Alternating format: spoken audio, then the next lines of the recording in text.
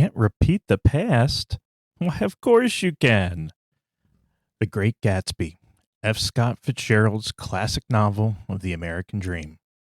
Most of us met Jay Gatsby in high school, throwing his enormous parties and playing the part of inherited wealth, with the source of his money kept carefully out of view.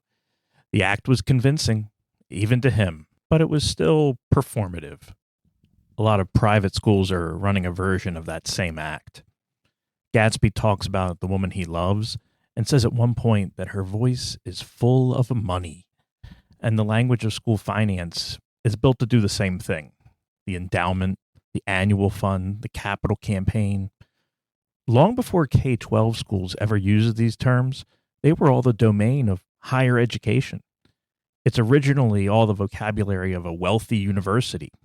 A K-12 school can try to sound like all of that while living almost entirely on this year's tuition.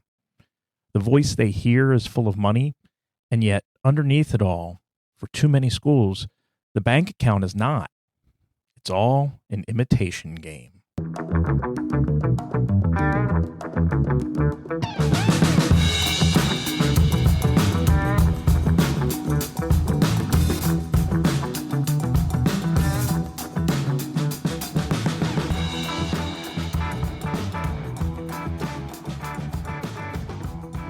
I'm John D'Adamo, and this is The School Doctor, a podcast where we diagnose the health of K-12 education and prescribe solutions so it can grow and thrive.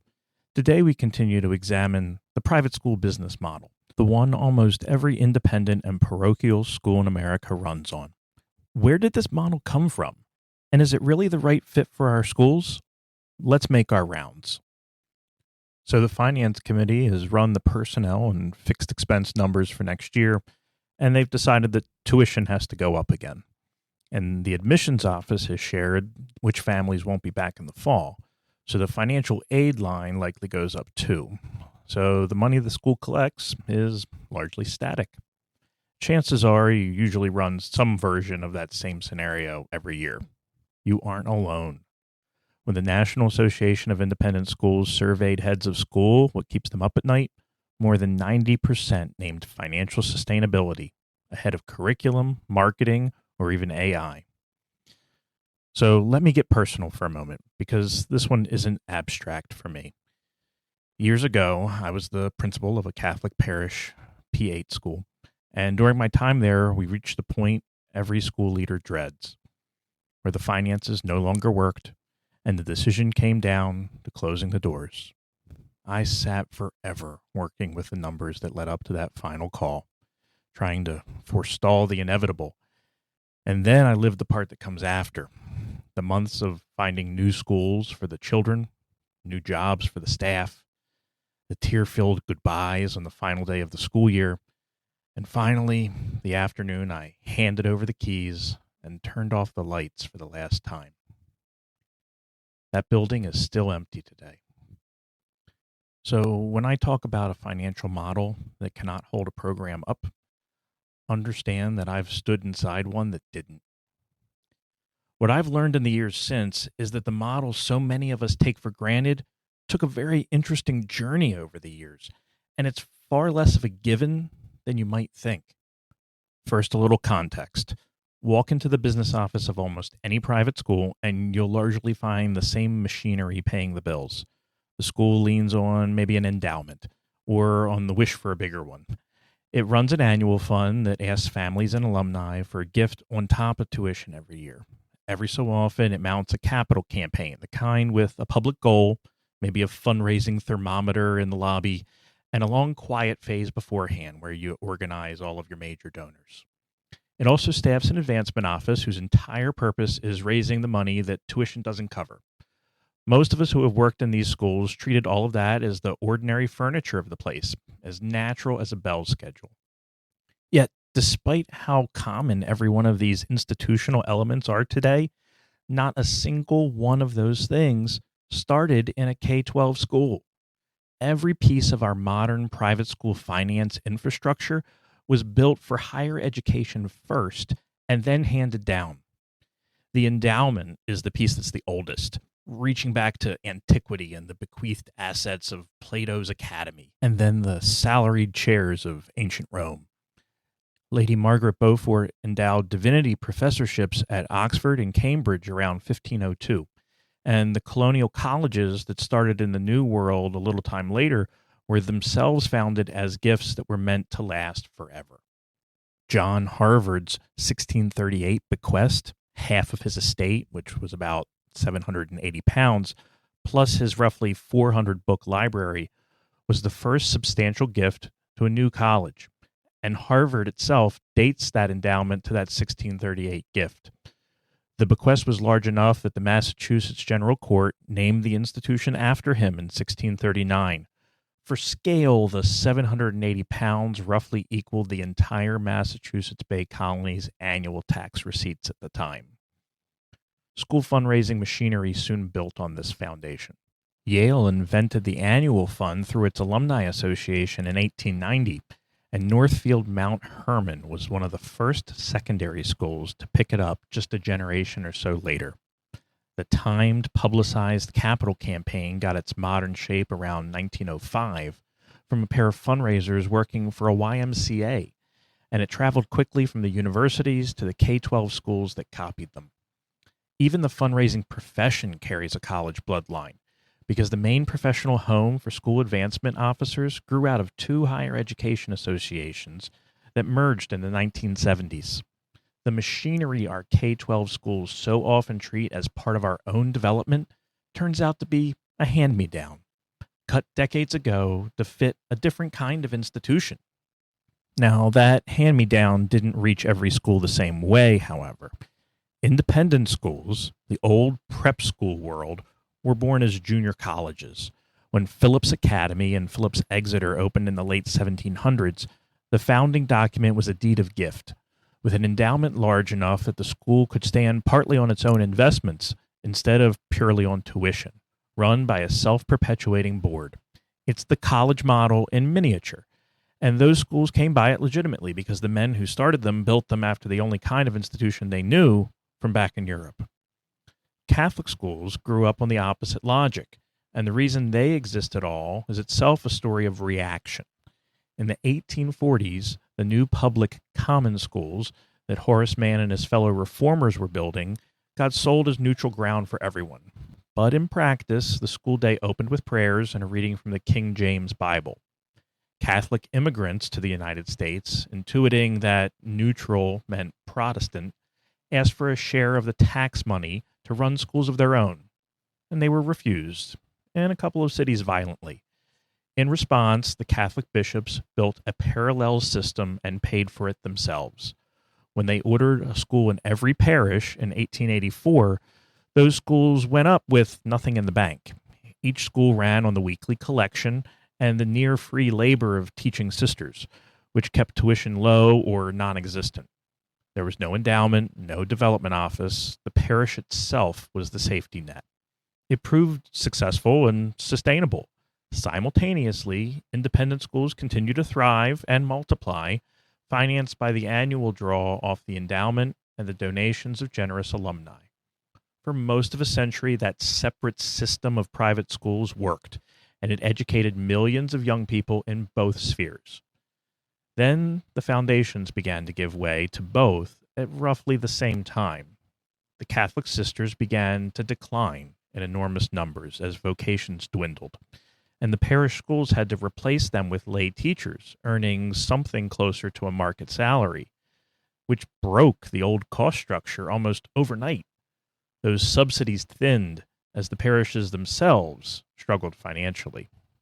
On the independent side, meanwhile, the number of independent schools had continued to multiply, and many of the newer independent institutions lacked the hefty endowments that the first prep academies were able to rely upon. Many of these younger independent schools were founded without any fortune behind them, so they came to operate almost entirely on tuition and annual fund philanthropy. Whatever endowment such a school has tends to throw off its pocket change against the budget in the millions. So we have these two bloodlines, which started so far apart, but they start to arrive at nearly the same place. A younger independent school with little endowment and a Catholic school whose subsidy has dried up look almost identical on the balance sheet. Both live on this year's tuition with next to nothing in reserve from any other source. The deepest difference left between them is just who governs them, a lay board on one side and the parish or a diocese on the other. Now, I told you this one is not abstract for me. The school I watched close was a Catholic school, and its story is the argument here compressed into a single building. The subsidy from the church had thinned to almost nothing, and tuition alone couldn't carry a program that families with other options could walk away from. When the bills finally came due, there was nothing underneath the tuition to break the fall, no endowment to draw from, and no reserve to buy more time. Now, you could look at all this and decide the answer is to fundraise harder or run leaner. I don't know if that works because fundraising was never what held the college model together in the first place.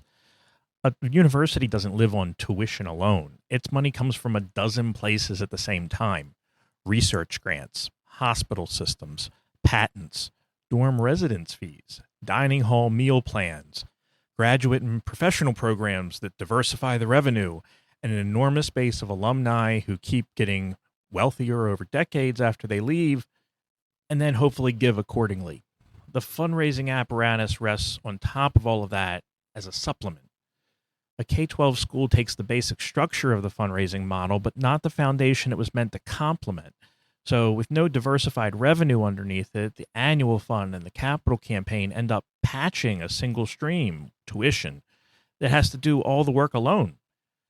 Pure enrollment growth doesn't offer a perfect solution either.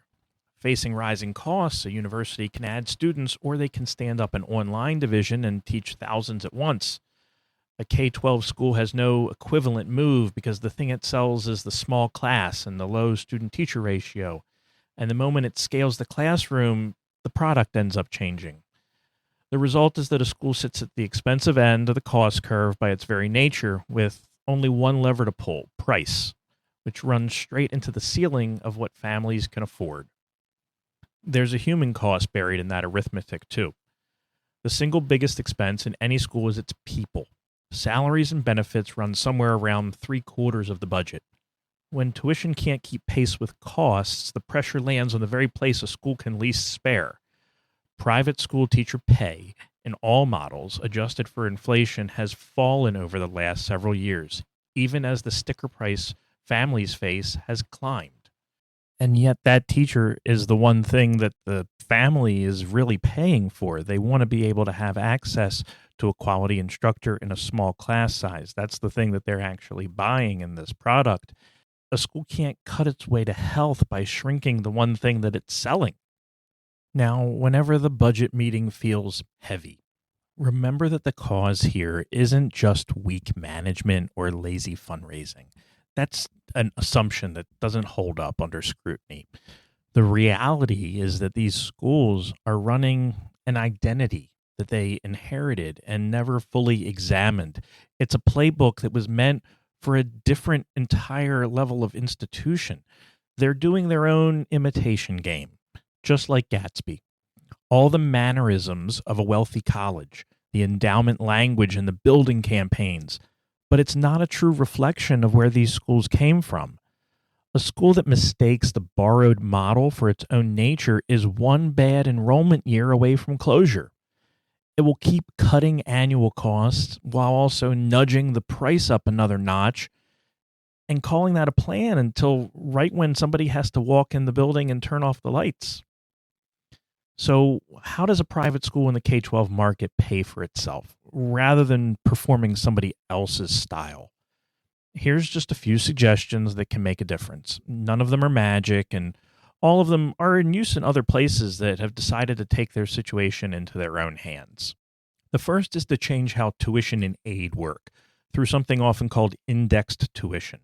Instead of setting one high sticker price and then discounting it through financial aid, a school publishes a scale and sets each family's tuition according to what it can pay. The biggest barrier to enrollment is that the family never even applies, the one that sees the sticker number and assumes the school is out of reach. Indexed tuition tells that family up front that it costs less than the headline.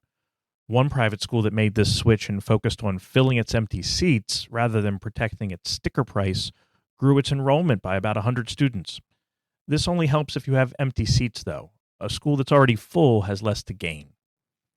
A second idea is one that I'd push about another source of income beyond just tuition.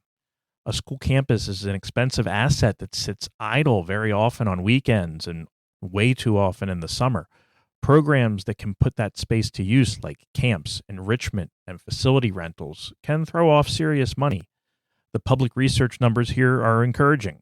The revenues schools earn from these types of auxiliary programs has been growing faster than their costs have, and on average, it now outpaces what they bring in from annual giving at the school and from other investments combined. In a budget where nearly every line is slipping against rising expenses, auxiliary revenue is moving the other way. Another way to diversify revenue would be to consider what colleges are already doing by expanding to include online offerings, which is a fundamental change in some respects to the academic program that you're offering. But it is another strategy that can be considered. The urgency to adapt grows even sharper when staffing shortages makes it impossible to offer the full range of courses that students need, especially in STEM fields and for special education. Rural schools or smaller private schools in particular have found that they're forced to cut advanced courses when qualified teachers can't be found. An online division allows schools to share instructors among them, bringing in certified staff across state lines, and you manage to keep classes that are hard to fill with a full roster of students, such as calculus or AP macroeconomics. Families have already begun making their own choices in this regard, often turning to outside providers when districts or local schools can't offer the courses that they need. In many parts of the U.S., students enroll in state-run virtual schools or national providers for classes like physics or AP computer science or Mandarin. Each transfer pulls enrollment and funding away from your school. Building a strong in-house program helps keep families connected to your mission, and it ensures students receive reliable support close to home.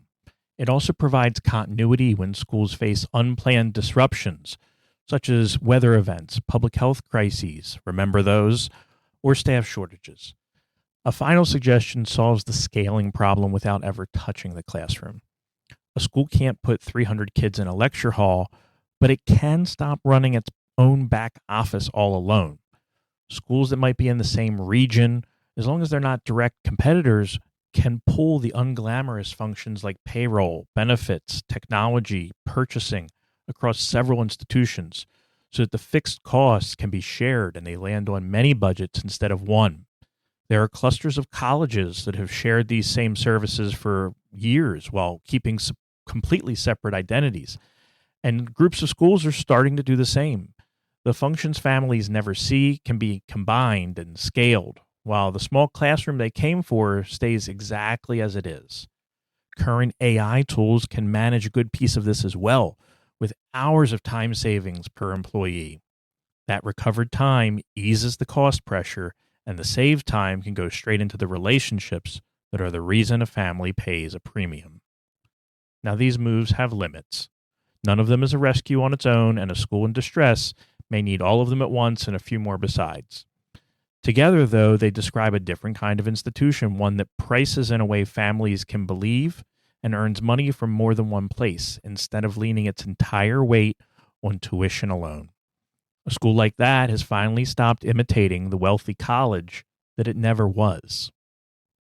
The Great Gatsby could never stop chasing a past that was never really his to begin with. A private school can set that borrowed model down as well, the one that's stitched together for colleges and inherited without anyone ever choosing it, and replace it with a financial system that's built for a small school instead of a university. Turning off the lights in a school is something I wouldn't wish on anyone.